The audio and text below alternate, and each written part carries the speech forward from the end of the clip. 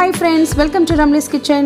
இன்னைக்கு நம்ம Ramli's Kitchenல ரொம்பவே சூப்பரான டேஸ்டியான அதே நேரத்துல சிம்பிளா செய்யக்கூடிய சாம்பார் ரெசிபி எப்படி பண்றதுன்னு பார்க்கலாம். வீடியோக்குள்ள போறதுக்கு முன்னாடி இதுவரைக்கும் நம்ம Ramli's Kitchen சேனலை சப்ஸ்கிரைப் பண்ணாதவங்க மறக்காம சப்ஸ்கிரைப் பண்ணிக்கோங்க. பக்கத்துல இருக்க பெல் ஐகான் கிளிக் பண்ணிக்கோங்க. ஆல்ங்கிற ஆப்ஷன் சேர்த்து கிளிக் பண்ணிக்கோங்க. வாங்க இந்த சூப்பரான சிம்பிளான ரெசிபி எப்படி பண்றதுன்னு பார்க்கலாம். ஸ்டவ்ல ஒரு கடாய் வச்சுக்கோங்க. அதுல 1 டேபிள் ஸ்பூன் அளவுக்கு எண்ணெய் ஊத்திக்கோங்க. எண்ணெய் நல்லா காயட்டும். இதில் 1/2 ஸ்பூன் அளவுக்கு கடுகு, 1/4 டீஸ்பூன் வெந்தயம், 1/2 ஸ்பூன் சீரகம் சேர்த்துக்கோங்க. கூடவே கொஞ்சம் பெருங்காயம். இதெல்லாம் நல்லா பொரிஞ்சு வந்ததுக்கப்புறம் சின்ன வெங்காயம் முறிச்சது முழுசாக சேர்த்துக்கிறேன். கூடவே பூண்டு பல் 4லேருந்து 5 சேர்த்துக்கோங்க. இதை நல்லா வதக்கிக்கோங்க.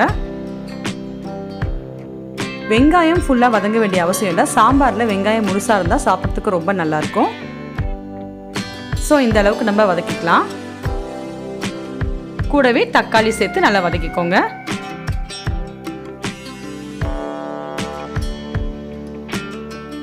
இதோட இன்னைக்கு நான் முருங்கைக்காய், கத்திரிக்காய், உருளைக்கிழங்கு, பீன்ஸ், கேரட் 5 காய் சேர்த்துக்கிறேன். எப்போவுமே ஒரு காய் வச்சு சாம்பார் வைக்கிறதோட இந்த மாதிரி ஒரு 4-5 காய் சேர்த்து பண்ணும்போது எல்லாத்தோட ஃப்ளேவரும் சேர்ந்து அதில் நல்லாயிருக்கும் சாம்பார் சாப்பிட்றதுக்கு. ஸோ நீங்கள் இந்த மாதிரி ட்ரை பண்ணுங்கள். இது ரெண்டும் கூட நீங்கள் வாழைக்காய், உங்களுக்கு என்னென்ன வெஜிடபிள்ஸ் பிடிக்குதோ அதெல்லாம் சேர்த்துக்கலாம். 1/4 டீஸ்பூன் மஞ்சள் தூள் சேர்த்துக்கோங்க. 2 ஸ்பூன் அளவுக்கு சாம்பார் பொடி. சாம்பார் பொடி வந்து நான் வீட்டில் செஞ்சது. உங்களுக்கு காரம் இன்னும் அதிகமாக தேவைன்னா 1 ஸ்பூன் அளவுக்கு நீங்கள் மிளகாய் தூள் கூட சேர்த்துக்கலாம். நான் இன்னும் உப்பு சேர்க்கலை. இதில் 1/2 கப் அளவுக்கு தண்ணி ஊற்றி நல்லா கலந்து 5 நிமிஷம் வேக வச்சுக்கோங்க. ஸ்டவ்வை மீடியம் ஃப்ளேமில் வச்சுக்கோங்க. 5 மினிட்ஸ் ஆயிடுச்சு. இப்போ காய் ஓரளவுக்கு வெந்திருக்கும். நான் இப்போ தான் உப்பு சேர்க்க போகிறேன். இந்த காய்க்கு ஏற்ற மாதிரி நீங்கள் உப்பு சேர்த்துக்கோங்க. கூடவே சாம்பாருக்கு உங்களுக்கு எவ்வளோ புளி தேவையோ அந்தளவுக்கு புளி ஊற்றிக்கோங்க. இதை நல்லா மிக்ஸ் பண்ணி இன்னும் ஒரு 5 மினிட்ஸ் மூடி போட்டு வேக வைக்கலாம்.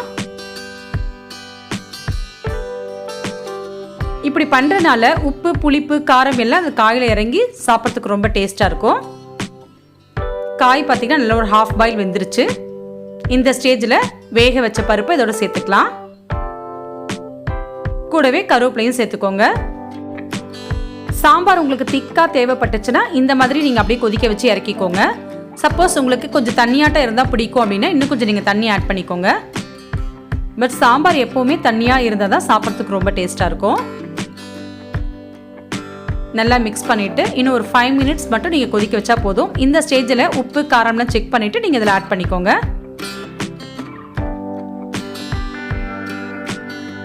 மீடியம் ஃப்ளேமில் வச்சுக்கோங்க. அவ்வளோதான். பருப்பு, காயெல்லாம் நல்லா சேர்ந்து வெந்துருச்சு. இந்த கன்சிஸ்டன்சிக்கு இருக்கணும்.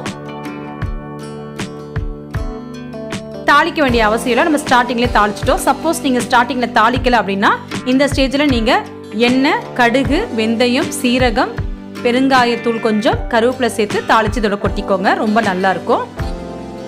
சாப்பிட்றதுக்கு முன்னாடி கூடவே 1 ஸ்பூன் அளவுக்கு நெய் சேர்த்துக்கோங்க. அவ்வளோதான் நம்மளுடைய சூப்பரான சிம்பிளான சாம்பார் ரெடி ஆயிடுச்சு. இதேமாரி நீங்களும் வீட்டில் ட்ரை பண்ணி பாருங்க. ட்ரை பண்ணி பார்த்துட்டு எப்படி இருந்துச்சுன்னு கமெண்ட் பண்ணுங்க. இந்த வீடியோ உங்களுக்கு பிடிச்சதுனா லைக் பண்ணுங்க. உங்க ஃபேமிலி அண்ட் ஃப்ரெண்ட்ஸ்க்கு ஷேர் பண்ணுங்க. இந்த மாதிரி வீடியோஸ் இருக்கு தொடர்ந்து பார்க்கணும்னு நினைச்சீங்கன்னா மறக்காம Ramli's Kitchen சேனலை சப்ஸ்கிரைப் பண்ணிக்கோங்க. பக்கத்தில் இருக்க பெல் ஐகான் கிளிக் பண்ணிக்கோங்க. ஆல் நோட்டிஃபிகேஷன் சேர்த்து கிளிக் பண்ணிக்கோங்க. தேங்க்ஸ் ஃபார் வாட்சிங்.